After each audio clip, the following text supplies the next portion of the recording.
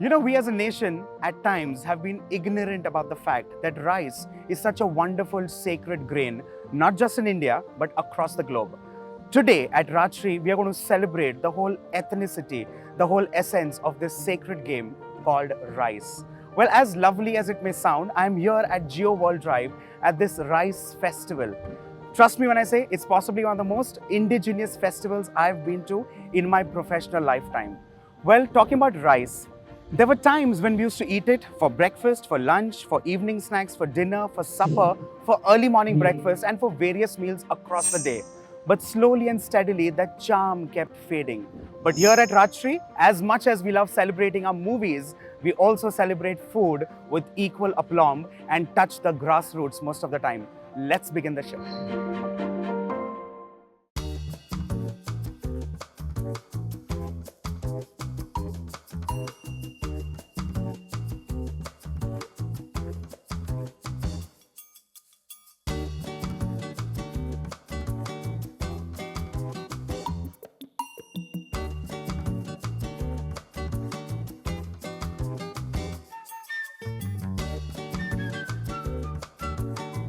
You'd be wondering what Triple O farms are. Well, it's a project by the tribal farming community that honors indigenous rice of India.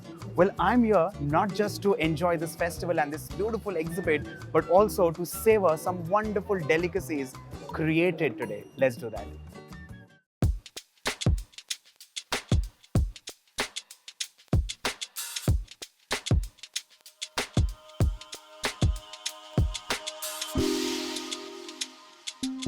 While these wonderful information bits are happening right behind me, I'm here already savoring some bits here.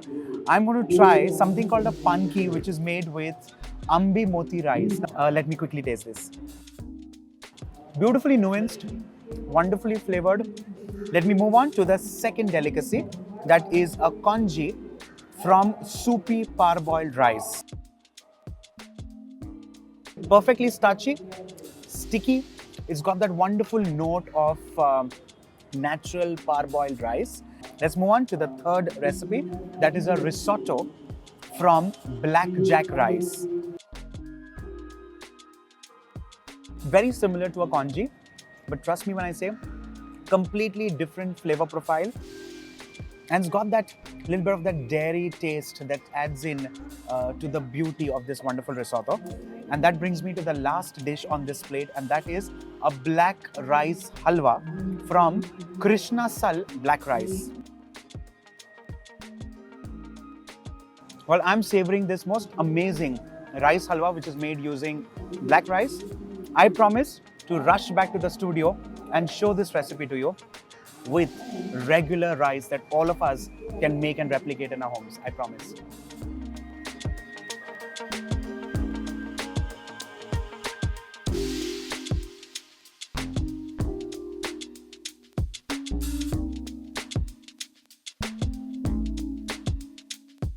Here, the section that I'm standing at is a section that's dedicated to the wonderful variety of wheat from across India. Right here, for the uninitiated, is Kala Gehu, and in the same breath, we also have wild black wheat. Isn't that so interesting? Here in this section, there's a variety of okra or bhindi or lady finger. There's also some wonderful variety of jowar. In this case, this one is called Lalia jowar. And right here under my nose is cotton diversity. Isn't this so wonderful? A whole section here dedicated not just to corn, but also red corn, which actually in a lot of ways denotes the significance, importance, and diversity in the space of corn. If you quickly ask me to pick my favorite, color-wise, Bahurani from Nagaland. Along with all of this right here, right under my nose, is also a whole pea diversity range. You have some pulses and my favorite subject, rice grains. Now I can see them divided or categorized in different ways. Aroma, size, color, texture, literally. Broken, unbroken, whole. It's so beautiful and so wonderful. And if I can just pin a number for you, 300 varieties of rice right here.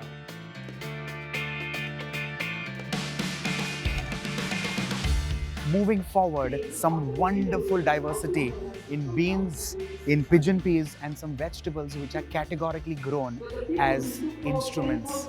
You see this wonderful tarpa player around? He has literally cultivated a bottle guard the way he wants. If you see the shape, it's cultivated like so.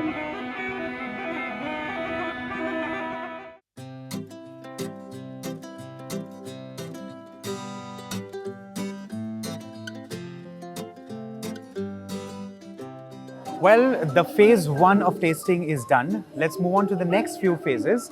The first platter that is here in front of us, it's got a white dhokla, it's got a black dhokla, it has got a white patori, it has got a black patori, it has got something called an anarsa, which is a crisp sweet from Maharashtra. Well, this is quite a different form because otherwise we see it fermented on most plates, but this one is quite different. It's almost like a thick sweet puri which is crusted with some poppy seeds. And right here in the center is a congee made with red rice. So let's quickly taste. This also has a topping of Naga chilies, which really makes it spiky, spunky, and it brings in all that magic to the table that's needed.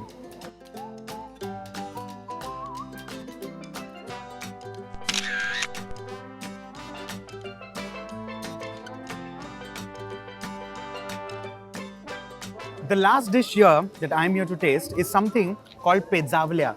Now, pezavlia is a very typical pancake which is made using rice. Now, this typically is also known as a ghaune. Perfect. This is generally served with a chutney, a coconut chutney. But in this case today, it is served with a chutney made of khurashni. Khurashni in English is called Niger. Niger in the olden days used to be mixed with honey and served as cattle feed, literally made into cakes. This has my heart.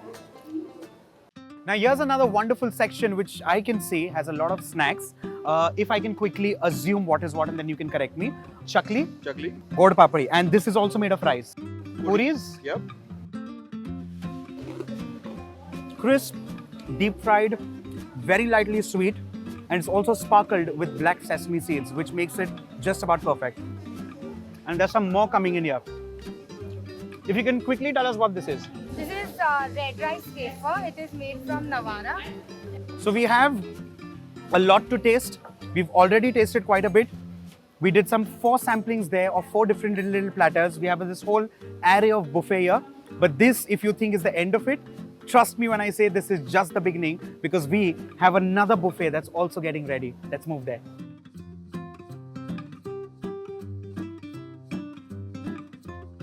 I'm heading for dinner.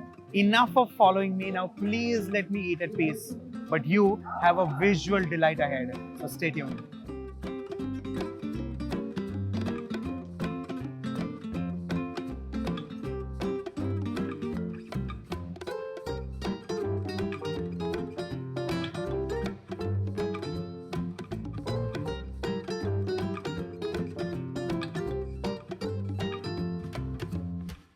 With this, my plate is full.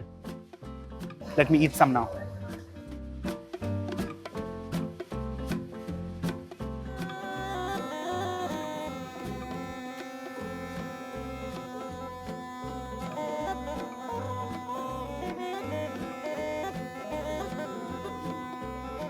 With this, my stomach's full, but my heart and my mind, I'm still kind of leaving back right here.